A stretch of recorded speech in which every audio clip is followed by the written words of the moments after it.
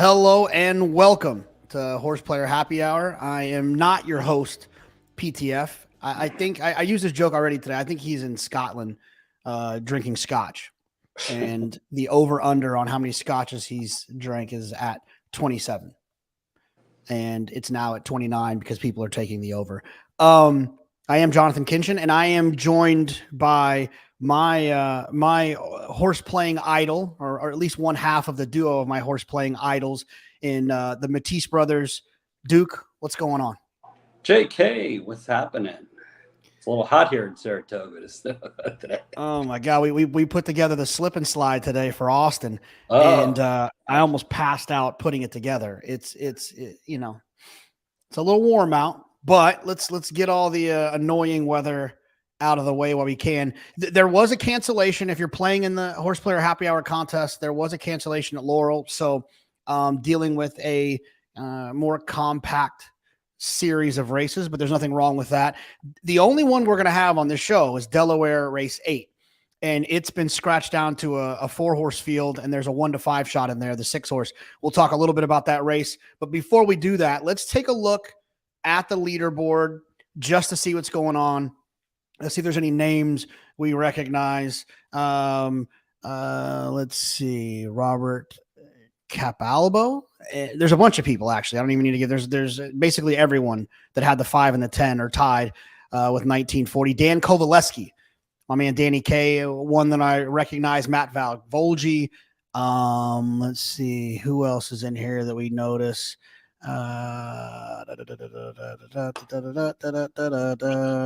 Okay, no, whatever. Anyway, so Laurel canceled. Delaware, a lot of people having the 6. Obviously, if you didn't pick the 6 and you got scratched, you will get into the post-time favorite. Duke, looking at this race at Delaware, I mean, people are locked and loaded in here with their pick and praise. Is there any horse in here that you thought could beat the 6? And is the 6 an ex Averill Racing? Yes, R. it Avery is. Lynn? Is it? R. Avery Lynn was Rich Averill. I don't know if he bred it or what, but he ran its first race of his life. I know that. Probably bought it in a sale because I don't think he bred it. But anyway, yes, it is. And she's sharp. She loves Delaware.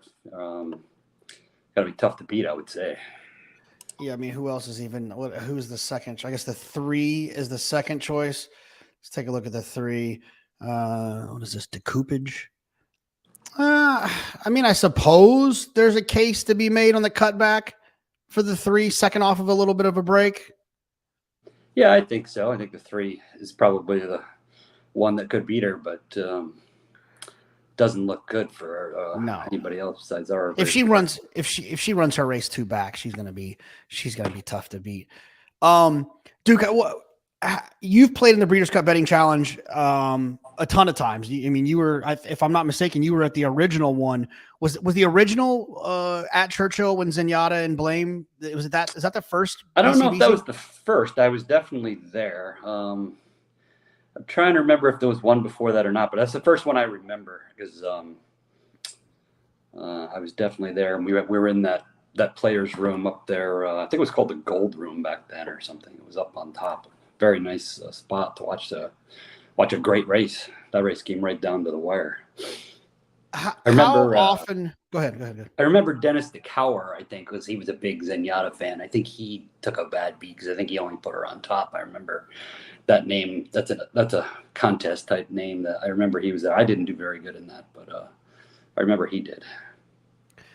Duke, I know you've qualified a few times playing in contests, whether it be at Santa Anita or Del Mar or Los Al. Of all the times you played in the BCBC, what would you say kind of is your spread? What percentage did you qualify in? What percentage did you just buy in? I bought in more than I qualified in. I didn't. I haven't really played that many BCBC qualifiers, so I probably only qualified in once. I've probably paid a handful of times, maybe 5 or 6 times. So my best year was definitely 2012 when Fort Larned won. Another one of our buddies ended up winning that BCBC that year was little Frankie's brother there. Patrick McGoey. Yeah. Yeah, he won because he had more money going into the last race. And we both bet the same horse. We both bet the same thing. We both bet Fort Lauren to win. And he had a couple more thousand than me. So yeah, I think I finished third or fourth. But that was definitely my best year. And that year, I remember there was a pick six that I had played that year.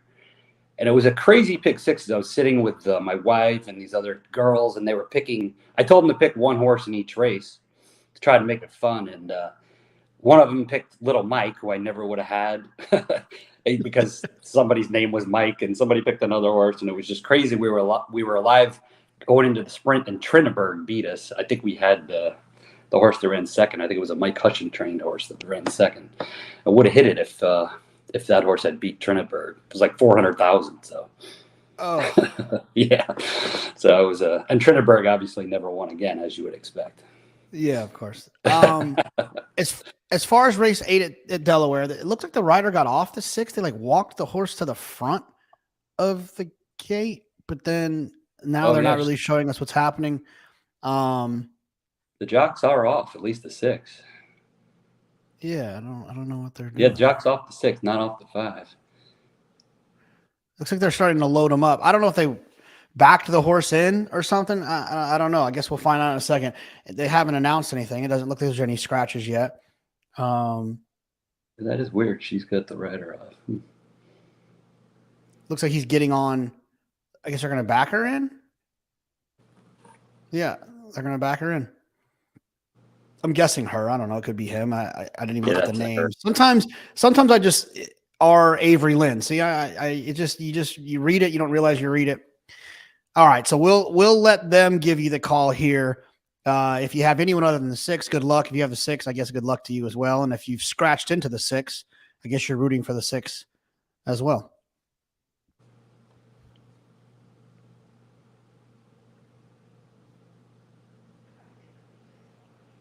I'm always so surprised how like Lafitte and Greg Wolf time throwing it to the track announcer because that's not an easy job. I guess with the guy standing in front of the gate, I should have known. Okay, here we go. Almost. Still not yet.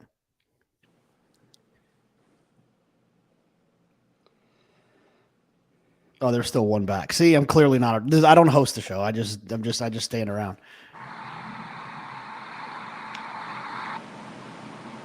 Looks like he turned his mic on now. Here we go. True. Atka is in. Set to jump.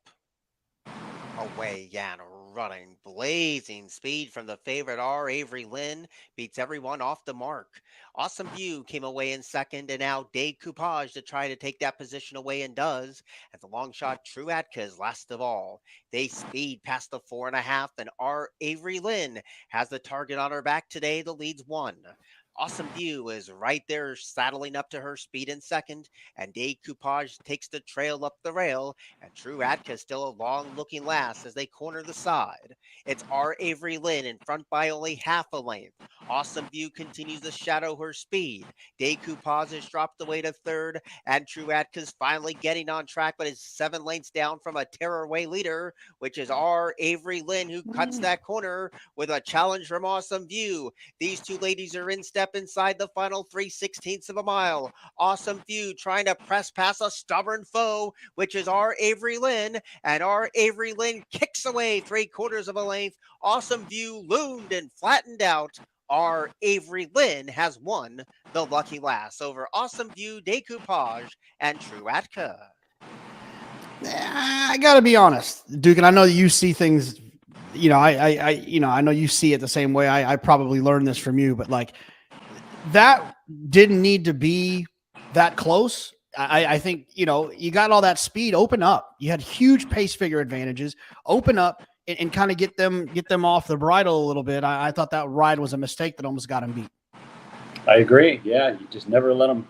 You never keep them in the race when you're, especially in a 4-horse field, and you're the fastest. Almost blew it, but she was good enough to get it done. All right. Well, if you had the 6, you're good. You've got a little bit of a break now. If I'm not mistaken, the next race that will actually be a part of Horseplayer Happy Hour will be Indiana race 7. So Horseshoe, Indiana, the 7th race.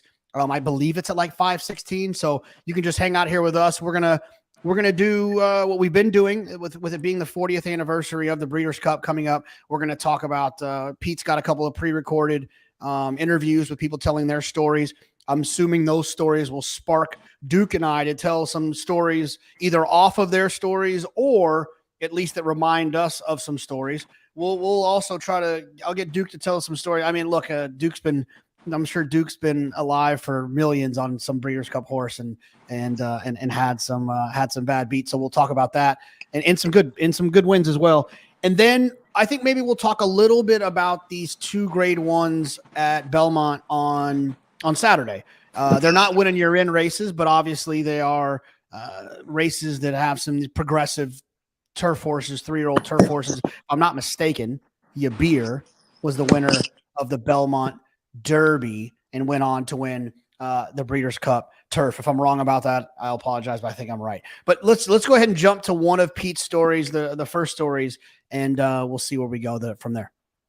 Next up on HorsePlayer Happy Hour, we continue our series of visits chronicling betting stories from the 40 years of the Breeders' Cup.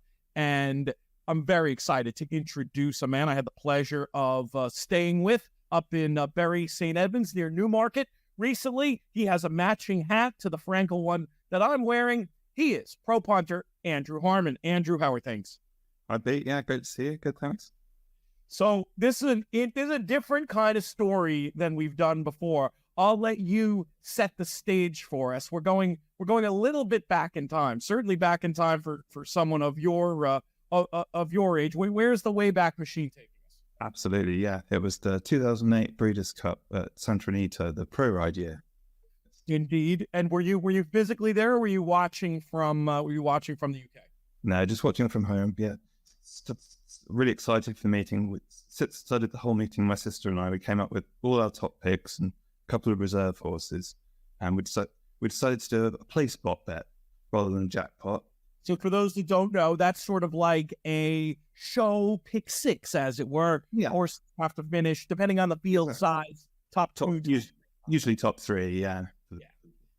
And where were you just watching from home? Were you out at a pub? Like what? Give us a little bit of that kind of a scene too. Settled in front of the races for the night, I think, watching all the coverage. Yeah. Very nice. Maybe Barry Faulkner was involved. We're going to have him on a little bit later today. He probably was, yeah. So it got off to a pretty good start, as I recall. It did, yeah. We all the top picks were winning, going in left, right, and centre. All our reserve horses were going into places as well. And yeah, never had a Breeders' Cup like it. Obviously, synthetic specialist. It must be time for another synthetic Breeders' Cup, isn't it? Those are fighting words in some parts of the country here, as I'm sure you know. But was that part of the edge you felt like? I mean, were you seriously able to, you think, dope out that form a little bit better? It possibly helped a little bit. But who knows? Time to do Golden Gate Fields this year. I think we'll switch. Have the Euros dominate the Classic again. Right. Well, we'll get there. We'll get to that part of the story. So you're making money, you're betting things on the side, but you're starting to think about this play spot. I'm sure, being a true horse player, you must have had that moment somewhere along the line where, we all get a little bit greedy, and instead of just enjoying the success, you say, wow, instead of this play spot, why didn't we play the pick 6? Exactly. Yeah. big night like this is. Anyway, all Goldacova, Conduits, Donativum, all the Euros going in left, right, and centre, and all running onto the last leg of the Classic. And we've got the champ Curlin, who supposed to be great. I mean, on Bloodlines at the time, you remember being by Smart Strike. There was theory, oh my gosh, he might. Now he didn't. He did this. I guess they had run him. They had run him on turf at that point, or was that? Did he try the Man of War or something? I think he was run once beaten on turf, wasn't he? I can't remember if that was in that season or the next season, but there was every reason to believe at that point in time that he was going to transfer his form. So all you needed was at that point, basically the world's most famous racehorse to do his thing, and you'd have the nice payday. He's never been out of the 3 in his life, but he? At every run. He's the champ. Talk about a safe bet. So take us through the race. Oh, everything was going okay, wasn't it? He came with a lovely big sweep round the outside. Trevor Denman saying, "Wow, look at him go!" Yeah. Hits the front, would have traded odds on in running for sure, and just gets the Wobble's leg, doesn't he? And Ravens pass, and Henry the Navigator was it go on past him, and he gets nailed right on the wire for third.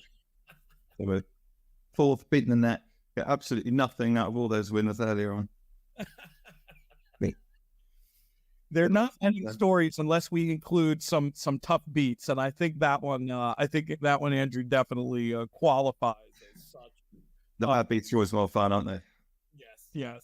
Well, we'll get a time, but looking back, did you and Julia blame each other? Were you in? Did one of you say, we should have thrown in the Euro? Was there any of that talk?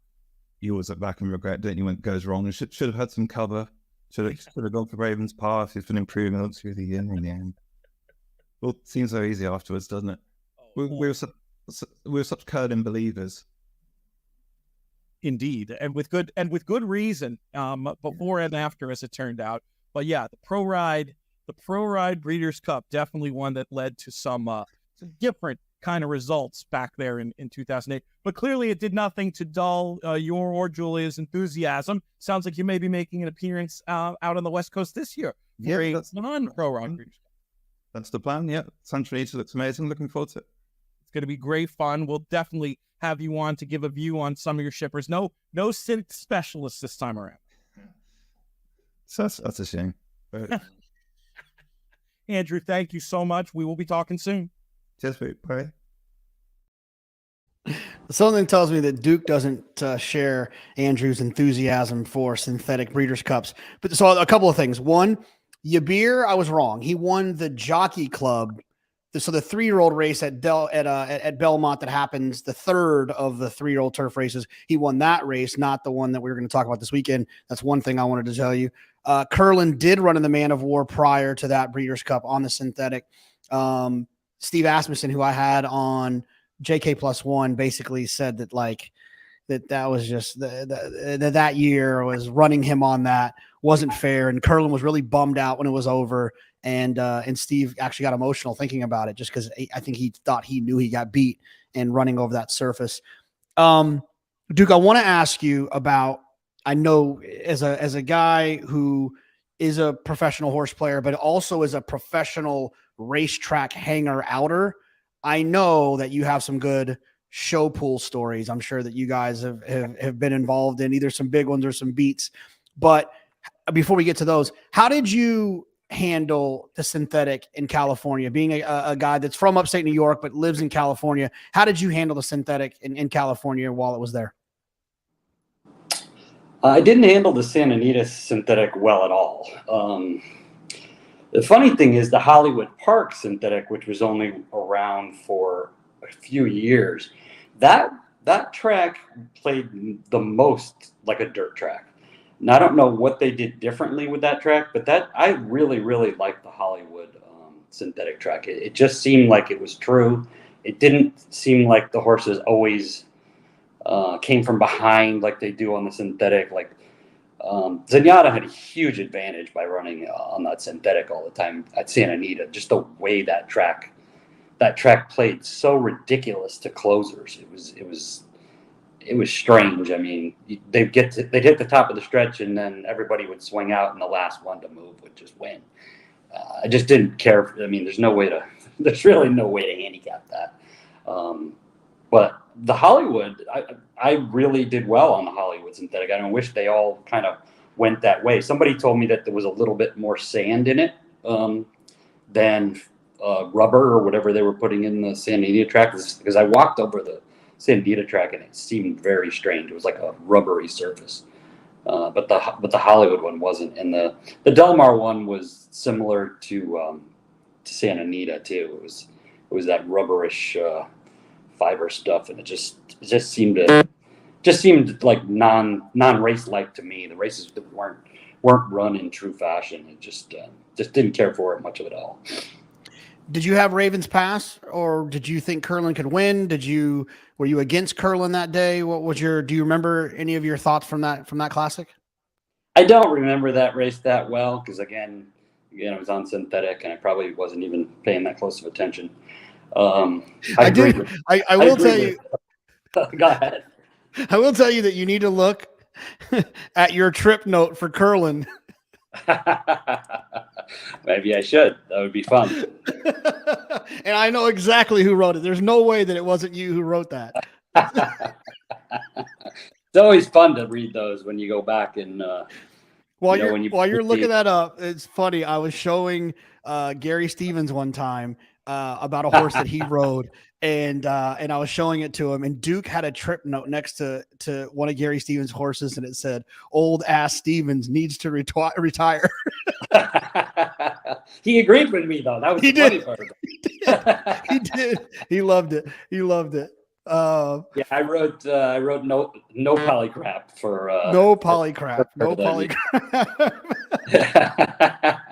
Yeah, I was never a fan of the polytrack, and as you can see by my comment there, neither was Curlin. So yeah, neither was Curlin. That's funny. It didn't do him any justice. I don't remember that race that well. I'd have to watch it again because it's unfortunate because if I'm not mistaken, I think that was the year. I'm going to talk really slow. That was in 2008. Is that the year? 2008. 2008. Yeah. So I believe if I'm not, no. I'm thinking about something different. Yeah. It's just unfortunate because I think he could have been a multiple Breeders' Cup Classic winner, but it just didn't work out on that surface. So, if you all look at our speed figure on his other Breeders' Cup Classic. I mean, that's a number you remember, 120. So, I mean, not too many 120s out there. Unbelievable. That was at Monmouth, right? Yes. Did you go to that one, Duke, or no? I was there, and I tell you what, I'd never seen so much rain in my entire life. It just never stopped. Never stopped raining. Both days? Yeah. I mean, it rained both days, and it just kept raining. It was insanity. It was just I can't believe they wouldn't run nowadays with all the rain they had. There's no way they would cancel. Did you think of any good show parlay stories that from you and your family hang out in the backyard and there's a bunch of people around? I'd imagine that you guys have put together some show parlays over the days. Anything you can think of? Not particularly, but I tell you what, I know a lot of guys that went down the tubes betting to show. When rebates first came about, they thought just collect their 6, 7, 8, 9% on these show bets, and they would just keep betting show. And I tell you, I know a lot of guys that went broke doing it, so I wouldn't want to attempt to play any show parlays. Back in the day, and people who have listened to the JK+1 that you were on, still the most downloaded episode that's ever been on our airwaves. The JK+1 that we did together, you talked about Vegas in the old days when they were giving that flat 10% rebate. Were they giving that on show bets? They were. When they started, they were giving, I think it was 9% on show. And I know a lot of guys that just only tried to do that, and they were out of business within a year. Like, even with the 9%, they couldn't do it. So show is definitely not the way to go. I got a memory of show betting as my dad back in the Easy Goer days. They had these 5-horse fields that Easy Goer would run in, like at Aqueduct and Belmont and back in that day. And I remember him going to the bank one time and just getting like 20 grand and betting it to show on Easy Goer. But then he'd hedge on one or two other horses in case he ran out. You know what I mean? So he'd bet. Yeah. He was going both ways. And I just remember him doing that. So it's not something I ever really tried to do, but you remember stuff. Yeah. Yeah. I can't even, I can't think of my most embarrassing show bet. I actually talked about it a little bit last week is 2014. I was playing in the BCBC. I loved Bobby's Kitten. I had lost my money down to like $2,000. It's so stupid. I didn't know what I was doing. I lost my money down to $2,000 and I thought Bobby's Kitten was going to be a much shorter price than he was. So the race before, like an idiot, this is almost embarrassing to say, I bet $2,000 to show on Stone-tastic because I was trying to pick up a little bit of extra money to be able to bet on Bobby's Kitten. Stone-tastic loses. off the board. Bobby's Kitten wins at 9-1. Oh. So stupid. It was just the dumbest thing I've ever done.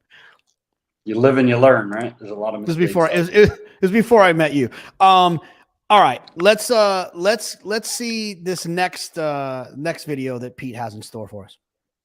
Our second little drop in here from my adventures over in London for Horseplayer Happy Hour this week brings in a man whose name you've heard in a whole lot of these. Very important voice when it comes to American racing for those who follow it on this side of the pond over in England, and a guy who you can still read his excellent analysis regularly at theraces.com. My colleague, my friend, Barry Faulkner. Barry, what's going on? Well, just nice to hear your voice again. I haven't seen you since, was it Windsor last time we were together? That's right, Windsor 3 weeks ago. So, I last minute went back on Monday with the family and once again was able to find a couple of winners. I don't know what it is with me in that place, but I feel like I should go more. You really should. So your nickname has come up on at least one of these, the Wise Old Owl. Where did this come from? That was former jockey over here, Richard Perham, who now is a stalwart at the British Racing School, who gave me that name, a scurrilous young puppy. Great stuff. I know you've been involved with the Breeders' Cup for a long time, where you had a bunch of different stories you could tell. Tony Ennis gave you full marks for helping convince him to use Ghost Zapper back at Lone Star in 2004. But I prevailed upon you to go a little bit further back in history to give us your Breeders' Cup betting story today.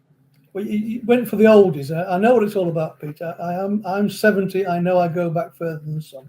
But, delighted to cover Rossi because it was a great story. So this was one when I did another Breeders' Cup special. We had Randy Moss talking about, sort of the difference in opinion that journalists had on in the English side of things and the American side of things. Where did you stand? What did you think about this idea of Arazi competing on dirt in the Breeders' Cup? Well, I think with the dirt issue, there were the three issues for Arazi really were Bertrando, dirt, and draw. Bertrando, California speed. I really didn't think he ran better than I thought he would, but he didn't really worry me. Dirt, there was plenty of dirt in the pedigree. You go back far enough, there was lots and lots of dirt influences, so that didn't worry me.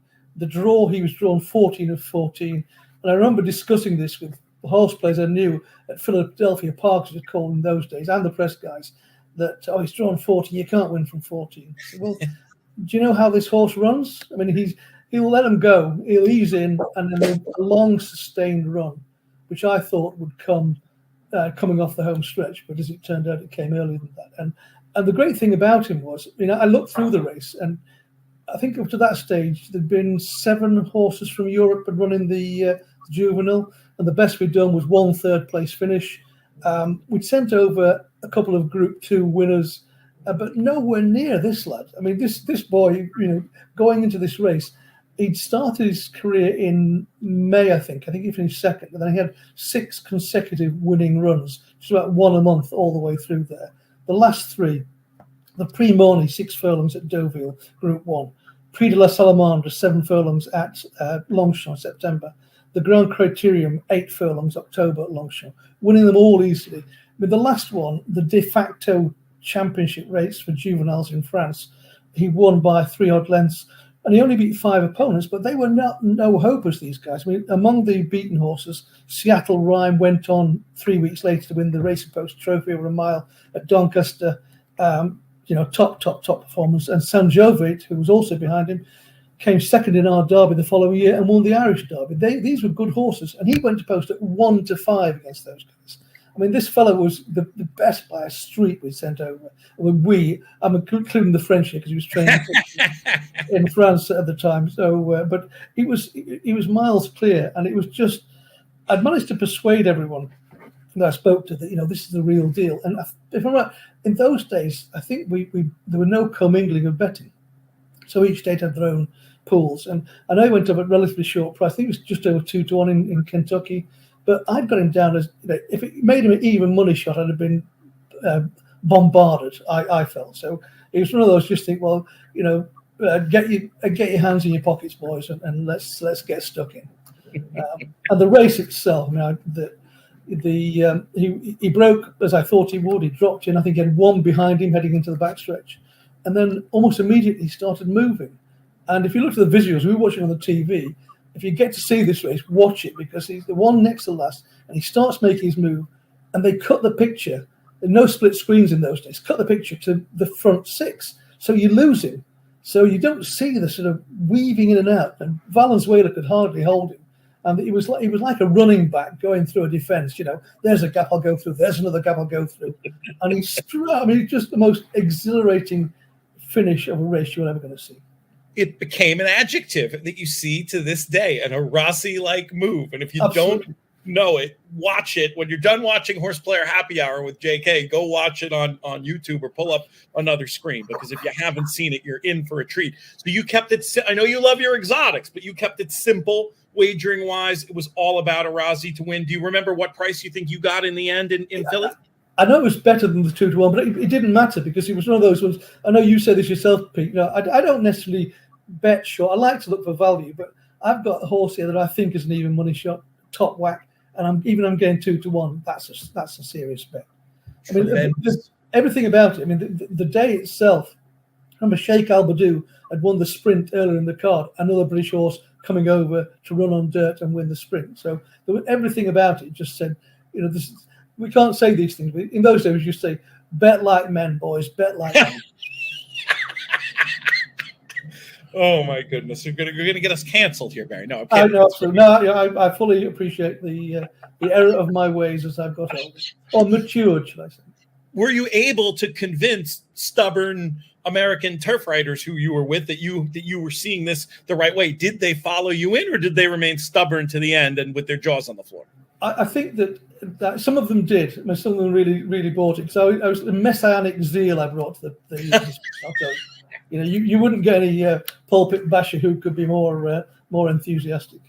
Barry, this is great stuff. We've obviously been on these airwaves many times before, and we'll be bothering you soon once again to give a view. Maybe we'll bring you in for some of the win and you're in action as the summer goes on, talking about some of these European contenders, either on these shores or over there. And then, of course, we'll have you back in the run-up to the Breeders' Cup as well.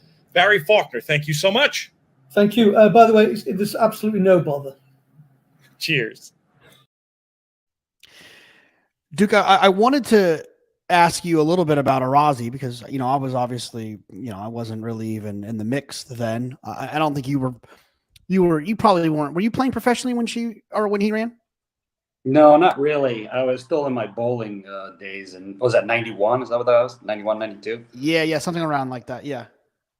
I was spending all my time in bowling alleys, you know, throwing my shoulder out, my elbow, my wrist, and trying to win $1,000 in a bowling tournament.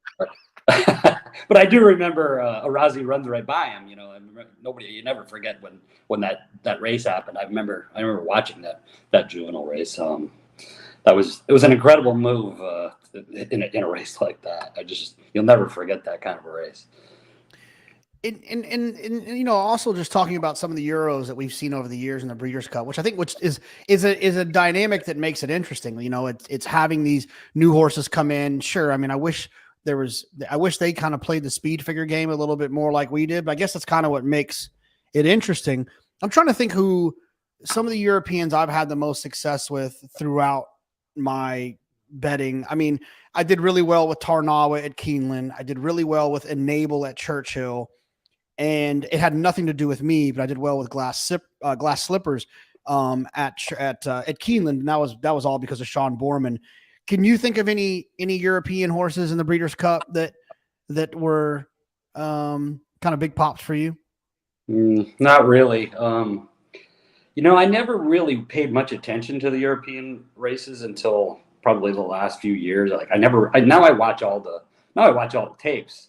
They weren't available. You know, you couldn't get good information on foreign horses. So for me, I remember ones that beat me more than ones that I bet on. You know, like they're just not. They were, you know, my brother Paul probably has some stories about foreign horses because he follows the foreign scene a little bit more than I do. I wish we did get into it with doing speed figures and stuff like that, because that would give we would have had a big edge over the years when they did ship in. But yeah, I mean, I think that even now, because they don't have figures over there. Like They don't- really, I mean, they have ratings, but not really figures. You know.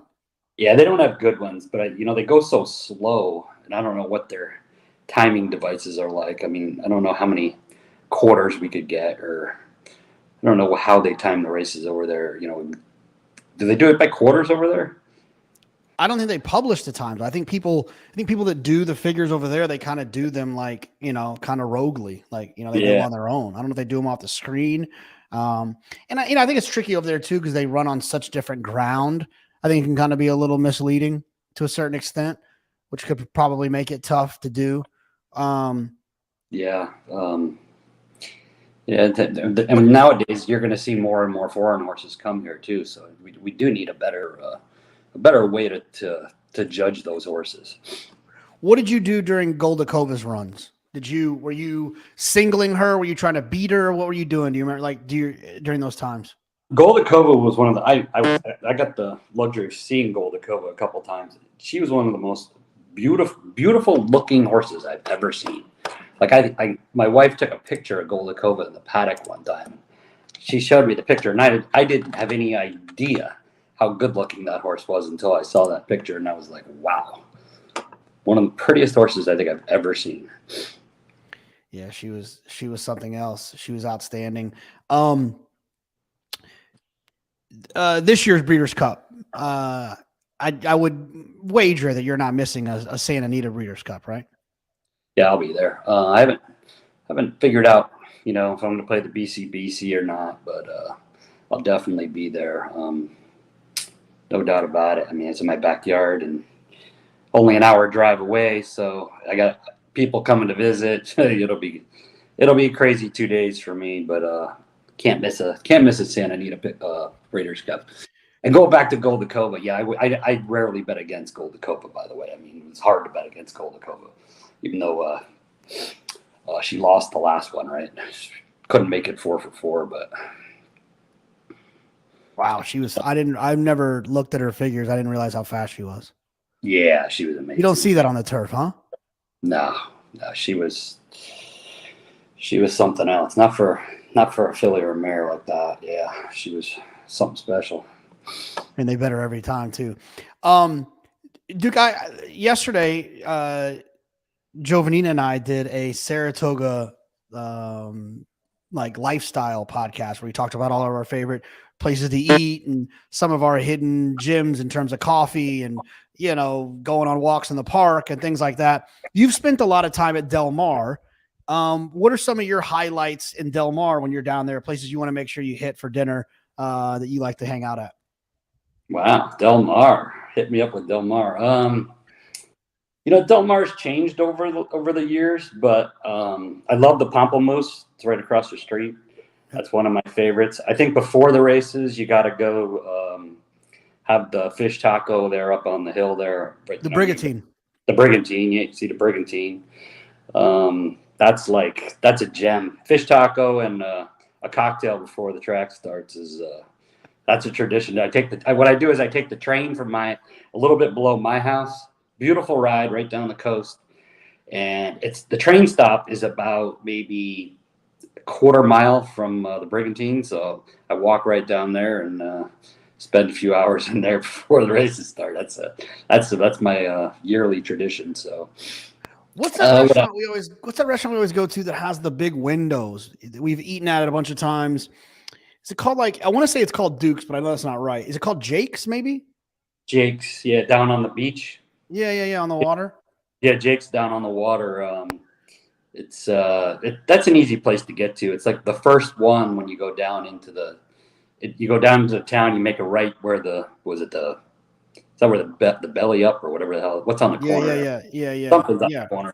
You make a right, and you make another right, and it's right down there on the left. It's the first restaurant on the left. That's a really good spot. I always hit that every year. Trying to think of what else. What's that bar that Sean Turner used to always go to? We always used to go with Sean Turner too. The one that's right across from LeBeur's? That one, yeah, that's can't think of the name of it right now. I'll That's where I Google it. met the coach. That's where I met that coach because he's friends with the coach of the football team there, North Turner. I met him there. Really? You know North Turner? Yeah, North Turner. Yeah, of really, course. Yeah. Oh, that's right. Yes, from for the Cowboys.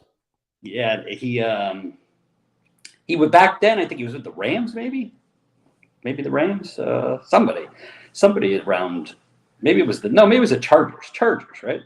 Yeah, I'm I not- think he went. He used to be. Cowboys, Redskins, or they were the Redskins of the Washington football team now. And then I think he did spend some time in San Diego. Yeah, I think he And was Diego. the place is Jimmy O's. That's it, Jimmy O's. Jimmy O's. I haven't been to Del Mar in a while. You got me revved up here to go down there. Down to Saratoga. What are you gonna do? Because you're around the corner from me right now. You're in Saratoga. When are you gonna? You'll get back for the end? I'm going for the Pacific Classic. I'll get back that weekend. Pacific Classic this year is on September 2nd. I'm going to spend that weekend down there, and then I'll probably catch the last week. I'll probably ride the train back and forth every day on the last week, and that's when it's fun because not a lot of people around there then. So it's a fun weekend. I miss Del Mar, obviously, like working in Saratoga. Like I haven't been in a while. I've been to I went to the Breeders' Cup there, obviously, and then I've been to the fall meet, I suppose. But being there in the summer is just it's a whole different feel. But it's is Roy still out? Is it Roy still out back? Yeah, Roy's still waiting on tables on the veranda. So yeah, Roy. Roy. Roy he's an older gentleman who works out on the veranda at Del Mar that like looks over the paddock, and he's a funny fella, and Tom Lute knew him really well, so I kind of got his connection from Tom Lute, and I remember one time we went. I don't know if you were with me or not, but there was a bunch of us, and we're eating and drinking and carrying on, and we leave. I don't know, the check was probably $300, right? Yeah. And we left $100 tip. Yeah. And Roy comes up to me and he goes, "Hey man, what's wrong?" Roy, nothing's wrong. Well, did something happen? No, Roy, it's good to see you, buddy. He's like, "Oh, well, this isn't enough." he never would not tell you if he thought his tip wasn't enough. He said, "This wasn't enough," so we had to rally up some more money for Roy. What about Saratoga, Duke? You've been there's footage of you running in the infield, you and Paul chasing down was it Ali Sheba at Saratoga? You've been coming for a long time. What are some of your places you like to hit up when you're here? Well, I'll tell you what, I love your restaurant or the restaurant your family's involved in. I went there the other night with my mom. That was fabulous. Salibo. I love going out to, it used to be called Sergio's. Now it's called Nove. You know where Nove is? Yeah. With Louis Lazanero. Yeah, way out there. I love going out there. That's just kind of like a tradition now. Love their, similar Italian family. It used to be family style. I used to love that. I'd love that family style idea, Italian. So I went to Hattie's the other night, the old, the fried chicken. I went to the old Brian Inn the other night. So I get around here. So I go to a mall usually once because I'm here for so long. Yeah. I love the old Brian Inn. I like it in the winter, getting the French onion soup. It doesn't, the French onion soup doesn't hit the same in the summer when it's 94 degrees outside. No. But I enjoy that as well. And then you guys sit in the backyard by the Big Red Spring, but you guys order food a lot. Yeah, we just like random, like what are some of the spots you kind of order and have someone go pick it up and bring it to the backyard? Spring Street Deli is definitely our number one order place when we're at the track because the guy has gotten so used to bringing it to us. He brings it right to us, right? He hands it right over the fence. So over the fence? Yeah, right over the fence. He brings us lunch. So you can't beat that. So no, we do that. I know the other guys, we call them the Pounders. You know that group of guys. Pete Rotundo Jr., his father. Yeah. Lee, yeah. They like a few different places, but I don't even know where they get some of that stuff from. Like they'll do like a big spread. They'll do like a buffet thing, and they'll have it brought in, right in from one of those Italian joints. Like Mamma Mia's used to do a little bit for us. I can't think of what that name of that one place that they order all those sandwiches from. They'll have like 30 sandwiches delivered to the backyard. It costs like $400. It's crazy.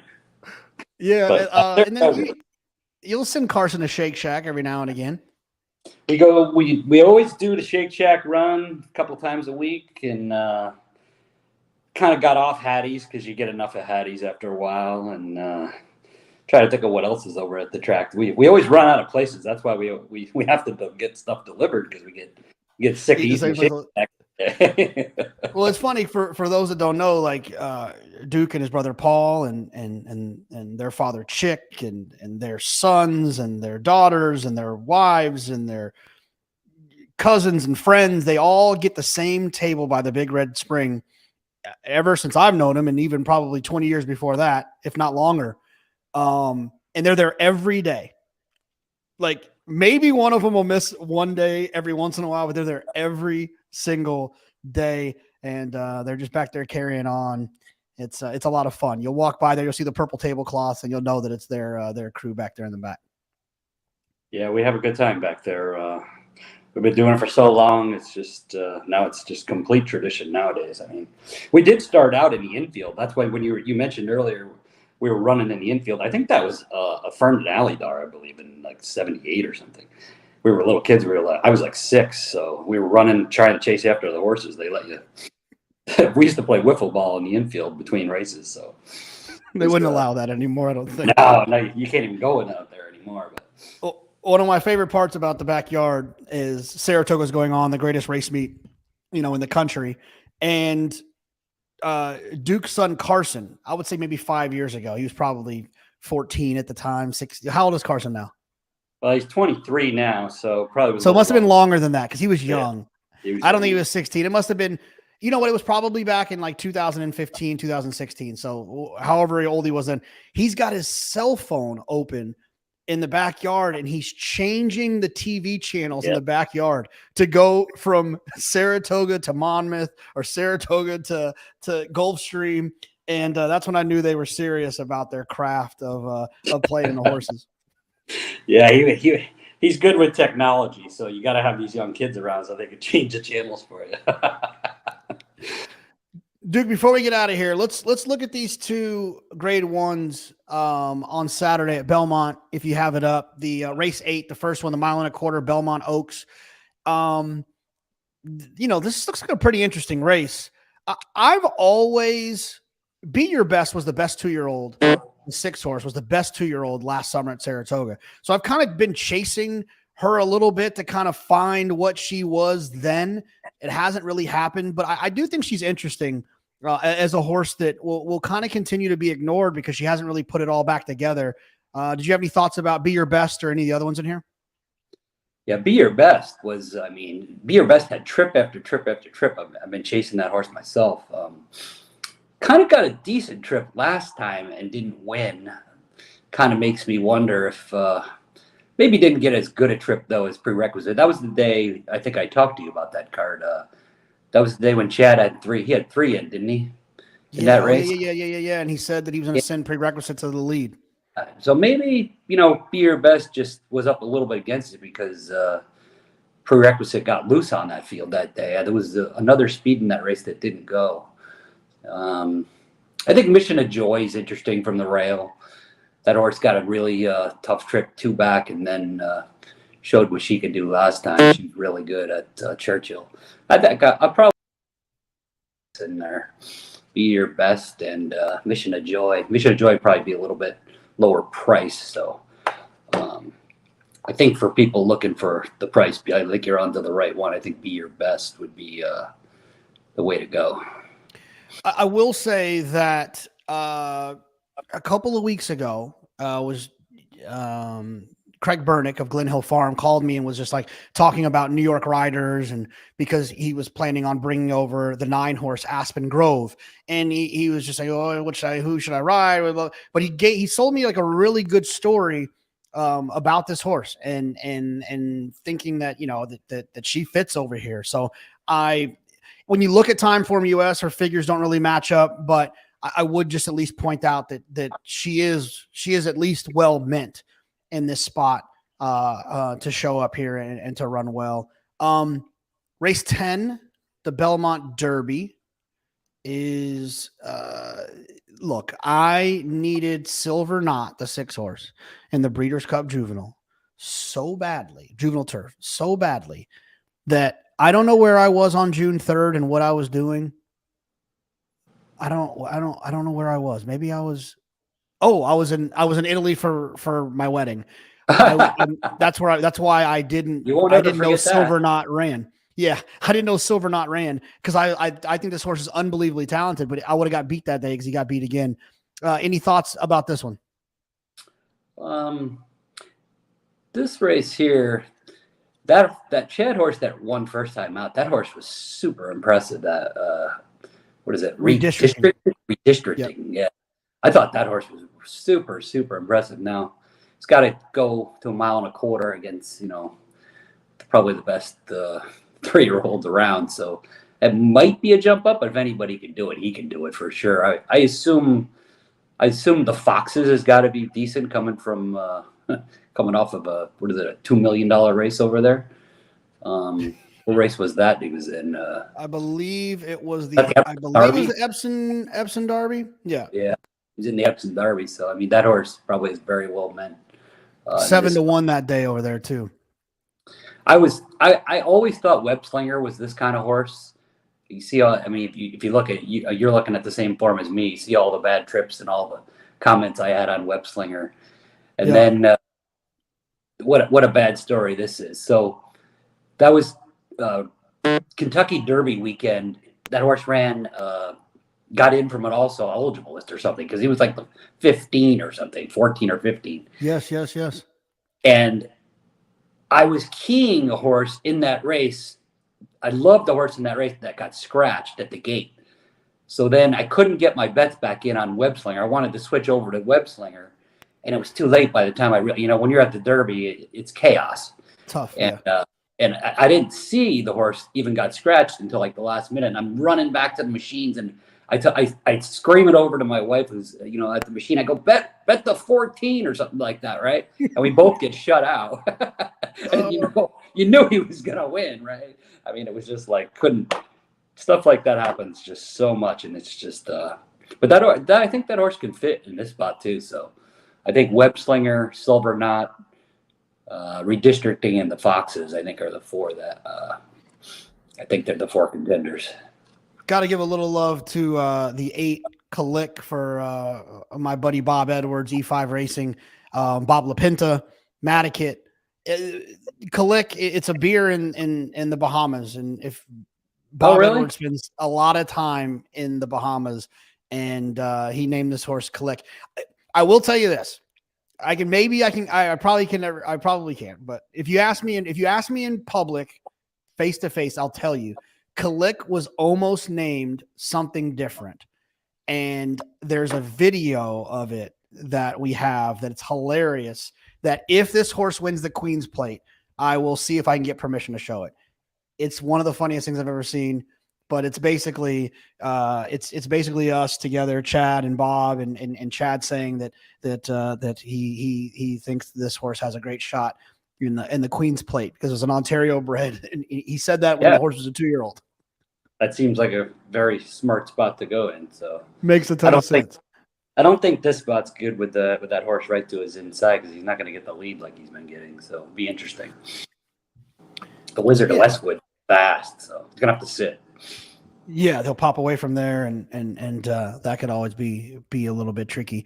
Let's look, AJ. Let's take a look at the leaderboard before we get out of here. Just kind of see where everyone is. Someone asked me who Andy's favorite Belmont Derby winner is. I'm not really sure. Oh, I'm not sure. Someone asked that question. Someone that's trained, someone that's owned by Clarvett Stables would be my guess. All right, here we go. Let's see. No real separators yet here. We got what is that? 10 people still sitting on 2430. like we mentioned, Laurel was canceled, so we'll do a little Indiana. We'll hit this Indiana Hawthorne to wrap it up there. So if you're new to Horseplayer Happy Hour, we've talked about it before. I don't have the screen in front of me. It's one of the best ways to qualify for the Breeders' Cup Betting Challenge. That $10,000 entry is a steep one, but if you participate in these weekly, there's ways to qualify just naturally through that. These feed into a weekend spot where you can get in there for free. Also, if you can accumulate the most points throughout the year, there's opportunities there. This is an outstanding way to get involved, and there's a charity aspect to it as well. Horse Players is kind enough to work with us in giving the house cut that they get from these contests and donating that to retired thoroughbreds, and we can always get behind that. So Horseplayer Happy Hour every Thursday. This might be my last for a while because I'm always on Thursdays at Saratoga. So but Pete will be back eventually, allegedly. He says he's coming back. I don't quite believe him. He's probably coming back over there. He's supposed to come back. He says he's coming back. He said I'll be there opening day, is what he told me. Wow. He must have some money. Spent some months over there. I think he's working. Chris Couples. I understand now what Chris Couples is saying. It's a JK, who is Andy's favorite Belmont Derby winner. And yes, it is Classic Causeway, because Andy was on TV and he was not being nice about Classic Causeway. And then Andy got mad at me because I said no. He's having a tough time with this 3-year-old turf division. No, Andy got mad. He got a little upset at me. I can't wait to see him. He's going to be up here, and it's going to be fun. It's a fun place to be up in Saratoga. Duke, I'm so glad you're going to be here for a majority of it. Usually you're kind of in and out. I miss you for the sales. You'll be here for the sales. That's always a ton of fun. It's going to be a fun couple of weeks, or 8 of them at least. Yeah, it's going to be a good time up here. Good food, good people, good gambling. I mean, good drinks. What else do you need? Hopefully good weather.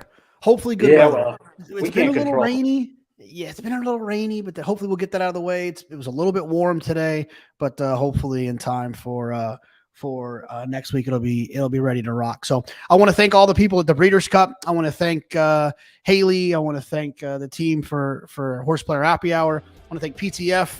I want to thank Drew Coatney, who won the Breeders' Cup Betting Challenge last year. This guy right here, Drew Coatney. And I want to thank everybody else. I want to thank you guys for participating. Thank you all for watching as well. And we'll see you next week.